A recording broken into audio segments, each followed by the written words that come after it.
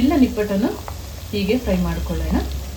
ಖಡಕ್ಕಾಗಿ ಗರಿ ಗರಿಯಾಗಿ ಫ್ರೈ ಆಗಬೇಕು. ಒಂದು ತಿಂಗಳ ಇಟ್ಟರೂ ಕೂಡ ಇದು ಹಾಳಾಗಲ್ಲ, ಅಷ್ಟೇ ಕ್ರಿಸ್ಪಿಯಾಗಿರುತ್ತೆ.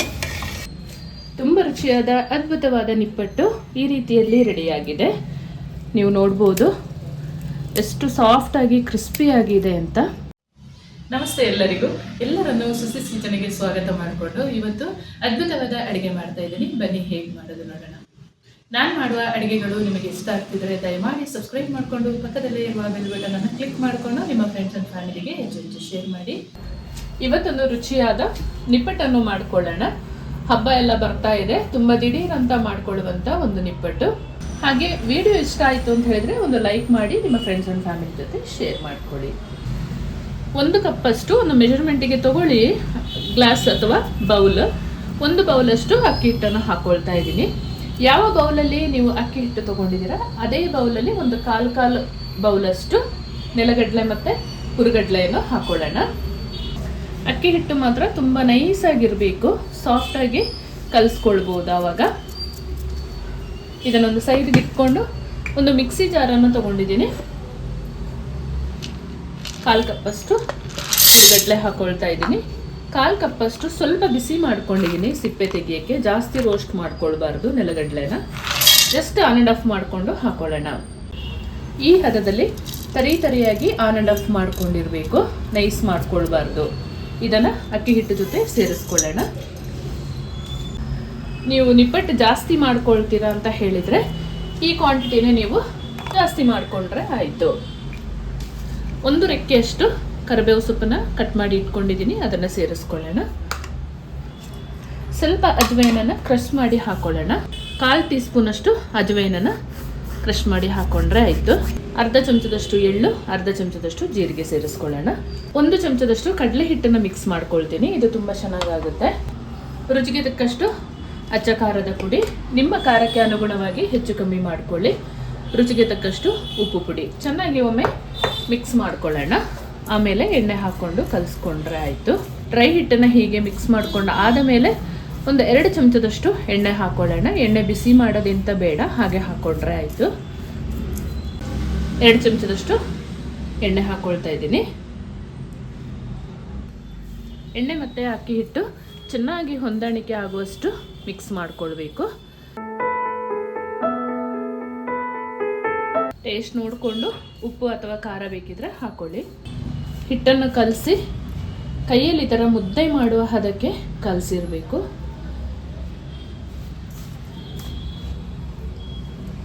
ಈ ರೀತಿಯಲ್ಲಿ ಸ್ವಲ್ಪ ನೀರು ಹಾಕ್ಕೊಂಡು ಕಲಿಸ್ಕೊಳ್ಳೋಣ. ಜಾಸ್ತಿ ನೀರು ಒಮ್ಮೆಗೆ ಹಾಕ್ಕೊಳ್ಬಾರ್ದು. ತೀರ ತೆಳ್ಳಗಾದರೆ ಚೆನ್ನಾಗಾಗಲ್ಲ, ತೀರ ಗಟ್ಟಿ ಆದ್ರೂ ನಿಪ್ಪಟ್ಟು ತೀರ ಗಟ್ಟಿ ಆಗುತ್ತೆ. ನೋಡಿಕೊಂಡು ಒಂದು ಹದದಲ್ಲಿ ಕಲಿಸ್ಕೊಳ್ಬೇಕು ನಾವು. ನಾನು ತೊಗೊಂಡಿರುವಂಥ ಹಿಟ್ಟಿಗೆ ಒಂದು ಅಕ್ಕಿ ಹಿಟ್ಟು ತೊಗೊಂಡ ಬೌಲಲ್ಲಿ ಒಂದು ಅರ್ಧ ಬೌಲಷ್ಟೇ ಹಿಡಿಯೋದು ನೀರು, ಜಾಸ್ತಿ ಬೇಕಾಗಲ್ಲ. ಈ ಹದದಲ್ಲಿ ಕಲಿಸ್ಕೊಂಡ್ರೆ ಆಯಿತು. ಕೈಯಲ್ಲೇ ಮಾಡ್ಕೊಳ್ಬೋದು. ಕೈಯಲ್ಲಿ ಮಾಡೋಕ್ಕೆ ಆಗಲಿಲ್ಲ ಅಂತ ಹೇಳಿದರೆ ಲಟಣಿಗೆ ಯೂಸ್ ಮಾಡಿ ಮಾಡಿಕೊಂಡ್ರೆ ಆಯಿತು. ಒಂದು ನಿಂಬೆಹಣ್ಣಿನ ಗಾತ್ರದಷ್ಟು ಹಿಟ್ಟನ್ನು ತೊಗೊಂಡು ಅಂಗೈಯಲ್ಲಿ ಈ ಥರ ಪ್ರೆಸ್ ಮಾಡಿ, ತೀರ ತೆಳ್ಳಗೇನೂ ಮಾಡಬಾರ್ದು, ತೀರ ದಪ್ಪನೂ ಮಾಡಬಾರ್ದು, ಒಳಗಡೆ ಎಲ್ಲ ಸರಿಯಾಗಿ ಬೇಯಲ್ಲ. ಹಾಗಾಗಿ ಈ ರೀತಿಯಲ್ಲಿ ತಟ್ಕೊಂಡ್ರೆ ಆಯಿತು. ಒಂದು ಪ್ಲಾಸ್ಟಿಕ್ ಕವರ್ ಇಟ್ಕೊಳ್ಳೋದು. ರೊಟ್ಟಿ ಹಿಟ್ಟಿನ ಅದಕ್ಕೆ ಒಂದು ಉಂಡೆ ತೊಗೊಂಡು ಕೈಯಲ್ಲೇ ಸ್ವಲ್ಪ ಅಗಾಲ ಮಾಡಿಕೊಂಡು ಸ್ವಲ್ಪ ಹೀಗೆ ತಟ್ಕೊಳ್ಳೋಣ. ಈಸಿ ಆಗುತ್ತೆ ಆವಾಗ. ರೊಟ್ಟಿ ತಟ್ಟಿ ಅಭ್ಯಾಸ ಇದ್ದರೆ ಇದು ತುಂಬ ಈಸಿ ಆಗುತ್ತೆ.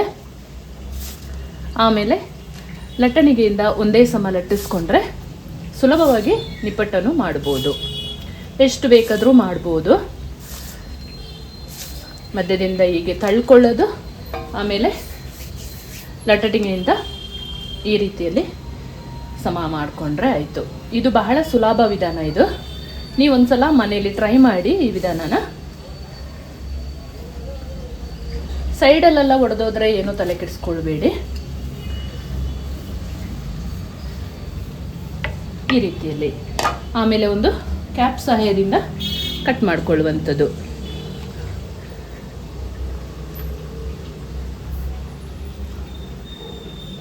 ಇದು ತುಂಬ ಸುಲಭ ವಿಧಾನ ಅಲ್ವಾ? ನೋಡಿ ಈ ರೀತಿಯಲ್ಲಿ. ಎಣ್ಣೆ ಬಿಸಿಯಾಗಿದೆಯಾ ಅಂತ ಒಮ್ಮೆ ಚೆಕ್ ಮಾಡ್ಕೊಳ್ಳೋಣ. ಒಂದು ನಿಪ್ಪಟ್ಟು ಹಾಕಿ ಮೇಲೆ ಬರುವವರೆಗೂ ಇನ್ನೊಂದು ಹಾಕಕ್ಕೆ ಹೋಗಬೇಡಿ. ಒಂದು ಹಾಕಿದ ಮೇಲೆ ಬಂದಿದೆ, ಇವಾಗ ಇನ್ನೊಂದು ಹಾಕೊಳ್ಳೋಣ.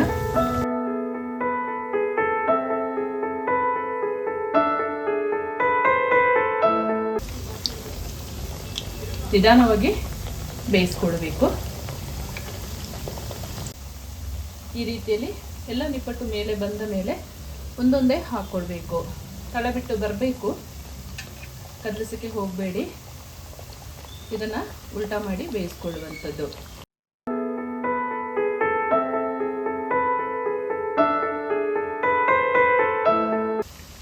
ನೀಟಾಗಿ ಒಂದರ ಮೇಲೆ ಒಂದು ಅಂಟ್ಕೊಳ್ಳದ ಹಾಗೆ ನಿಧಾನವಾಗಿ ಮಾಡಿಕೊಂಡ್ರೆ ತುಂಬ ರುಚಿಯಾಗಿ ಹಾಗೂ ಎಲ್ಲೂ ಒಡ್ಕೊಳ್ಳದ ಹಾಗೆ ನಿಪ್ಪಟ್ಟನ್ನು ಮಾಡಬಹುದು. ನಾನು ಈ ರೀತಿಯಲ್ಲೇ ಮಾಡೋದು. ರೊಟ್ಟಿ ಸ್ವಲ್ಪ ತಟ್ಕೊಂಡು ಆಮೇಲಿಂದ ಲಟ್ಟಣಿಗೆಯಿಂದ ಲಟ್ಟಿಸ್ಕೊಳ್ತೀನಿ. ನನಗೆ ಅದು ತುಂಬ ಸುಲಭ. ಕೈಯಲ್ಲಿ ಕೂಡ ಮಾಡ್ಕೋಬಹುದು. ಎಲ್ಲ ನಿಪ್ಪಟ್ಟನ್ನು ಹೀಗೆ ಫ್ರೈ ಮಾಡ್ಕೊಳ್ಳೋಣ. ಖಡಕ್ಕಾಗಿ ಗರಿಯಾಗಿ ಫ್ರೈ ಆಗಬೇಕು. ಒಂದು ತಿಂಗಳ ಇಟ್ಟರೂ ಕೂಡ ಇದು ಹಾಳಾಗಲ್ಲ, ಅಷ್ಟೇ ಕ್ರಿಸ್ಪಿಯಾಗಿರುತ್ತೆ. ಈ ನಿಪ್ಪಟ್ಟನ್ನು ಮನೆಯವರೆಲ್ಲ ಟೇಸ್ಟ್ ಮಾಡುವಾಗ ಯಾವ ಅಂಗಡಿಯಿಂದ ತಂದಿದ್ದು ಅಂತ ಕೇಳ್ತಾ ಇದ್ರು. ಅಷ್ಟು ಕ್ರಿಸ್ಪಿಯಾಗಿ ಅಷ್ಟು ರುಚಿಯಾಗಿತ್ತು. ನೀವು ಹೀಗೆ ಮಾಡಬೇಕಾ? ಈ ವಿಡಿಯೋನೊಮ್ಮೆ ವಾಚ್ ಮಾಡಿ. ತುಂಬ ಸುಲಭವಾಗಿ ತಿಳಿಸ್ಕೊಟ್ಟಿದ್ದೀನಿ. ತುಂಬ ರುಚಿಯಾಗಿ ಕೂಡ ಆಗುತ್ತೆ. ಇನ್ನೇನು ಹಬ್ಬ ಅಥವಾ ಮನೆಯಲ್ಲಿ ಈ ಚಳಿಗೆ ಸ್ನ್ಯಾಕ್ಸ್ ರೆಡಿ ಮಾಡ್ಕೋಬೋದು. ತುಂಬ ಚೆನ್ನಾಗಿರುತ್ತೆ, ಖಾರವಾಗಿ ತುಂಬ ಚೆನ್ನಾಗಿರುತ್ತೆ. ನೀವು ನೋಡ್ಬೋದು ಎಷ್ಟು ಸಾಫ್ಟಾಗಿ ಕ್ರಿಸ್ಪಿಯಾಗಿದೆ ಅಂತ.